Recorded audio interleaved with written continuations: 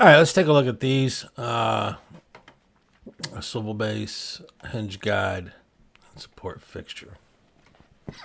Now this one, the swivel base has dimensions in millimeters, base thickness 10 millimeter, and the boss is 5 millimeters. That's this right here. That raises above the base. So let's start with this basic shape here. And we got some geometric construction going on here. I'll explain that and the easy way to do it, but I'm going to show you the theory behind it as well. Okay. So let me file new metric standard millimeter part. All right, I'm going to place this one on flat. Just to me, it looks like that's the way it would be. And I'm going to draw the two circles, these arcs. I'm going to draw them as circles. Start from the origin point, just because. Put one over here. And then I'm going to make sure that they're on the same level playing field. Okay, normally you would say, oh, that's horizontal from our perspective. Inventor doesn't recognize that. So if I hit horizontal and I click on that line, you see how that little red line appears when I mouse over that dot. So from our perspective, it's vertical, but considering it's going to be horizontal or vertical depending on the axis we're on. So I'm going to pick vertical constraint. And now if I click on this and this, it'll guarantee that they do not sway off the same latitude or longitude or whatever it is considering the planes.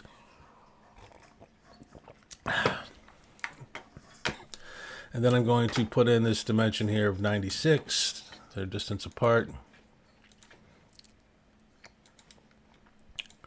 Okay, 96. Now, let's look at the other dimensions. This is a radius of 30. Excuse me, but since I have a circle drawn there, I'm going to put in a diameter of 60. So I'll make this 60. And this is a radius of 20, so it would be a diameter of 40, right? Okay. Extend these lines across. I'm just going to click here and here. Make sure you get that vertical or horizontal constraint, whichever one. Here, bring it out. Just, arbitrary locations. Okay. Then it's important that I make sure that these are tangent. All right. If they're not tangent, I could throw everything off. That is tangent, tangent, tangent. Okay. One was already tangent, the other ones needed tweaked. All right, now we have a distance here of 60 from the center of the arc to this point. So I'll just put a dimension from this end point to the arc as 60. And I will make these two equal. This line equal to this line. Okay, now comes the fun part. We have a radius of 15. Now, the radius is tangent to this line and it touches that point. So, if you think about this as far as geometry is concerned, a radius is, distance from center point to any other point on an arc. All right. So, if I were to take an arc, I'll just do a center point arc here from this point, and I'm just going to throw an arc in there and put a radius on there of 15. Anywhere along this point is 15 millimeters from that point. Okay, that's the whole point of a radius. From here to here is 15, 15, 15. Okay. Now I'm going to offset this line here, 15. My offset command, wherever it went, right there. This line here, put in 15. There we go. Now, any point perpendicular from this line is 15 millimeters from here because it's parallel, right? It's parallel. 15, 15, 15, 15.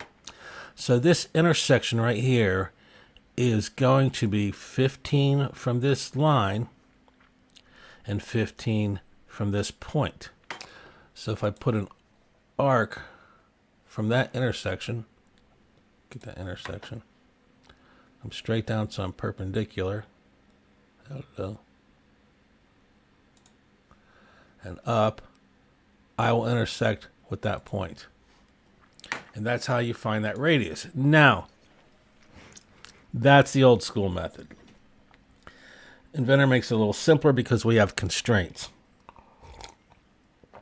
I'll show you this will have a radius, just to double check that we'll have the radius of 15. I was a little bit off because I don't think I was perpendicular. I don't think I was exactly on that point. Anyway, Inventor makes this a lot easier because we have constraints. So if I make an arc, just put it up here, wherever, and give it a radius of 15. And then I make it tangent to this line and coincident, the arc coincident to this point. It does it for you. And I just come in and trim that out.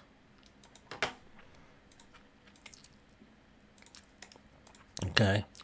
Now, if I have everything all set up properly, if I did everything properly, I can just mirror that and it'll be exact. So let's take a look here, and we'll put a construction line in here from center to center and do a mirror.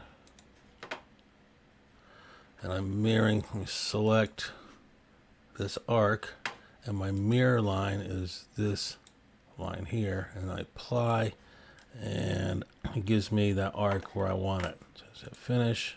No, not finish. What am I doing here? Let me go back here. Right click on sketch, edit sketch. Okay. And I wanted to get out of the command as I wanted to do. Okay, so let me do some trimming. Trim this out. Trim these out. Trim that out. Trim that out.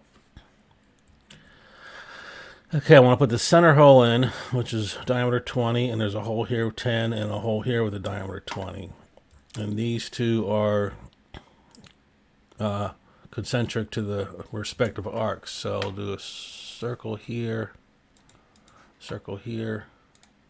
a circle in here somewhere. Okay, make these two equal because they're both 20. Make sure they're both concentric. The concentric constraint. That one is. And so is that one. Okay, so we'll put a dimension of 20 on here.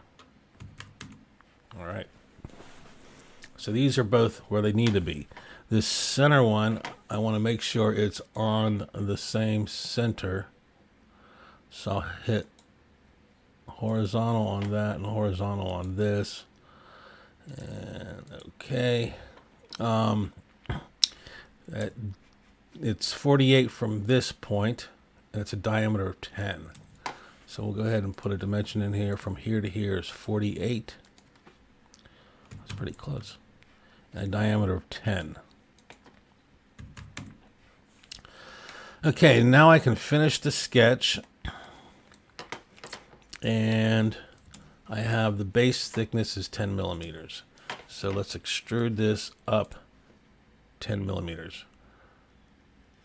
Okay, that's weird. Why are my materials properties? For some reason my materials are physical, generic. I don't know. It's a weird color out of the blue. Anyway, now let's deal with the top here. The boss is a 5 millimeter thickness. It's got a diameter of 30. So I'm going to put a sketch plane right here. Draw the circle on. And that makes it hard to see. I wonder why it changed to a darker color. Sometimes, yeah, maybe I did something. Make sure that's concentric. It is. Give it a diameter of 30.